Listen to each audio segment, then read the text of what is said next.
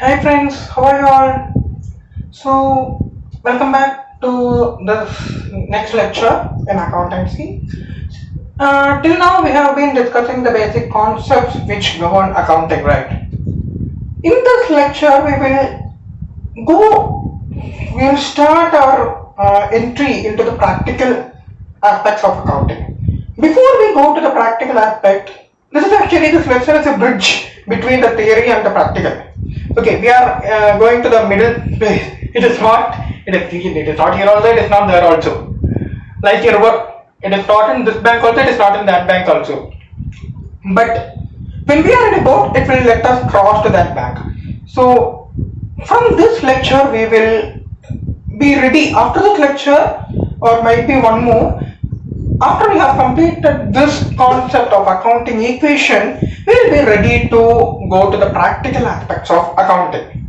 How is accounting actually done? So,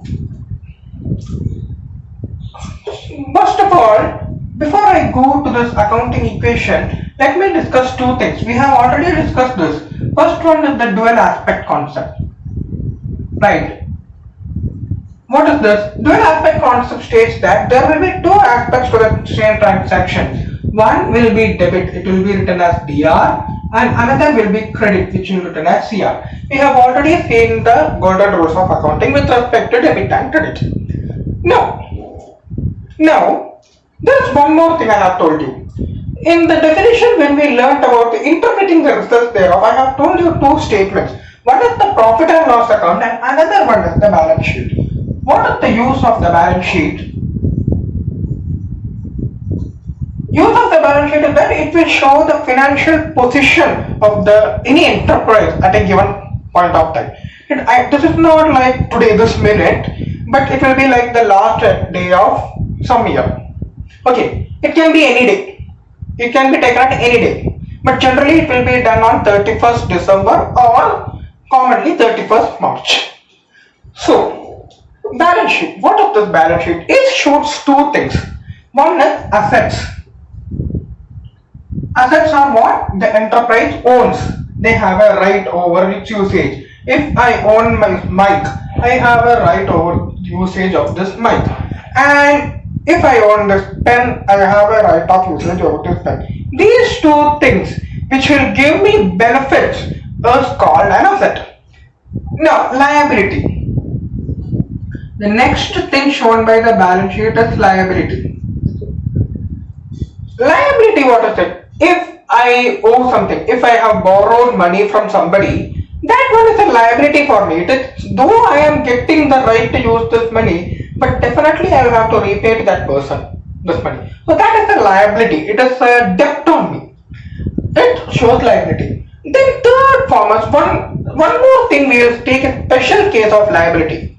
See, if I am a businessman, I will be putting some money into the business. It will be called capital. What is this capital? When we are considering from the business point of view, somebody else is lending the business money. If I am a business and you are my owner, you are owning this business, and since I am the business, you will be giving me capital. And with that capital, I will be doing my activities and I will generate profit and I will give you. I have now one to give. I will have to give you. I have no use with that profit. If needed be, I will use it for my next year function. But mostly I will be giving it to you and you will be giving it back to me. Like that it will go. It is some mechanism between us both. Nobody else. So, you will be giving me capital. It is actually liability because you are giving me money and someday whenever you ask, I will have to repay you. So, it is the general logic that the owner's funds will have to be repaid. Okay, it is not there forever. If ever the owner wants, then he or she can withdraw the money. So that is capital. So it is also a liability, but it is special because it is not to an external person. It is to our own owner. So this is capital.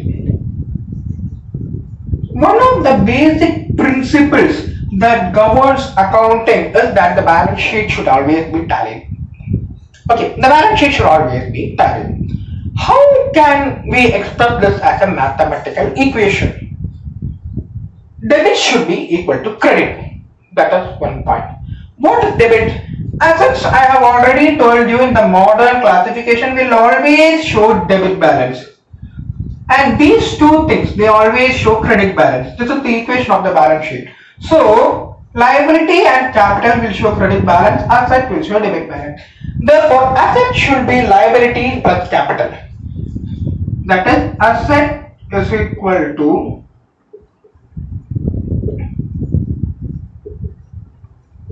plus capital. This equation can be written in another form, that is, we are just changing the sign. Asset minus liability is equal to capital. Okay, but generally the equation which is used is mostly asset is equal to liability plus capital. This is the accounting equation. This is applicable for balance sheet. Now you'll ask me what will happen to the profit and loss account items.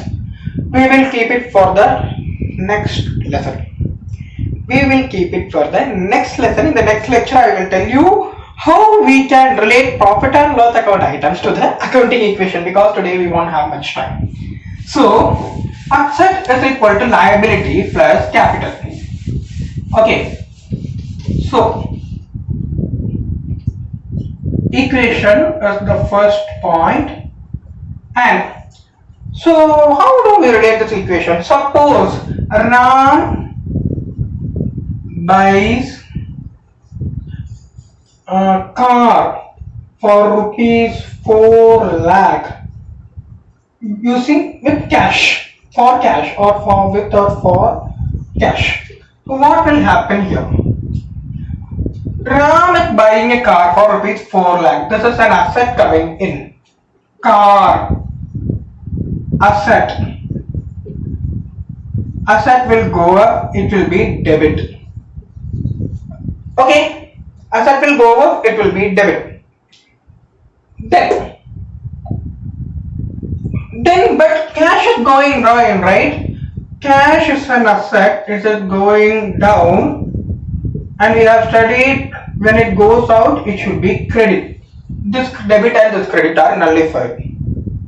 This debit and this credit are nullified. Now, how do we write this as an accounting equation? Basically, we will be drawing a table. Today I will be discussing only a few examples. Next lecture we will be discussing more. We will be drawing a table like this. Here we will take transactions, car rupees 4 lakh. You have to write it detailed, okay, for cash. Asset is equal to liability plus capital. This is the accounting equation. So Ram is buying it for 4 lakhs. This is the first transaction here. No, nothing. Because asset is coming up, one asset is going down. Now, suppose he is buying this for credit. So what happens? Only one asset of 4 lakh is coming up. So this will be 4 lakh. But credit, he will have to repay this 4 lakh to that person who gave him this money in future. So it is a liability. So this liability is also going up. 4 lakh plus nil. So 4 lakh is equal to 4 lakh. Good. Right. Then let us see capital of rupees 1 lakh cash. Ram brought in rupees 1 lakh as capital to his business. So what will happen? As cash is an asset, it is going up. So we will debit cash 1 lakh. Here there is nothing in liability, but this capital is coming up. Right. Capital is increasing, therefore it should be credited. So total what will happen? 4 plus 1, 5 lakh is equal to here only 4 lakh plus 1 lakh. It will become 5 lakh is equal to 5 lakh. So similar manner you will have to go on writing all transactions. Suppose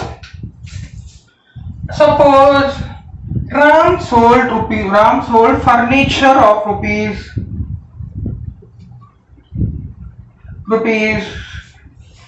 20,000 on credit. Ram is selling furniture.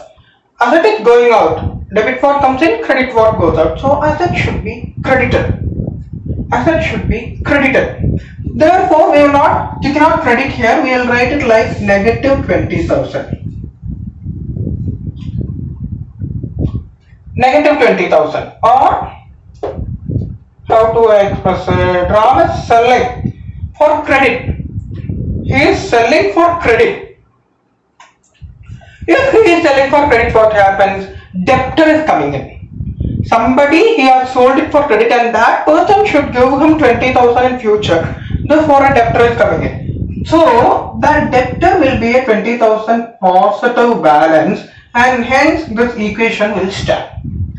So, this is 3 instances. We can do many more instances. In your textbook, there are many instances. But these are some things. He is buying, he is selling. Cash, credit. This is all we have in asset. But when it comes to revenue and expenditure, which are profit and loss account items, we will be discussing that in the next lecture. And also we will have a comprehensive revision of all these things. And let's see if possible a few more illustrations. I have given only you 3 illustrations. Actually, there are more illustrations.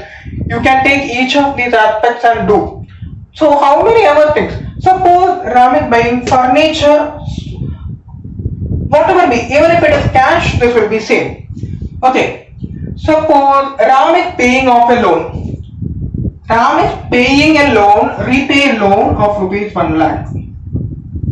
Repay loan of 1 lakh cash. Cash is giving cash only. So asset 1 lakh is going down. Right, asset 1 lakh is going down. Don't send it debit or credit. What is happening to asset? Liability capital. Just see that. 1 lakh of asset is going down. But since he is repaying a loan, that standing liability is also going down, right? So liability is also going down. 1 lakh plus nothing in capital. So finally this thing will be 4 lakh is equal to 4 minus 1 lakh, 3 lakh plus 1 lakh. It is balanced, right? So what will happen is when we are considering both the aspects, this equation asset is equal to liability plus capital will always be balanced. So in this lecture we have seen what is the accounting equation and why it is significant in accounting. We will meet again to continue our discussion on accounting equation. So till then, have a great time. Bye bye.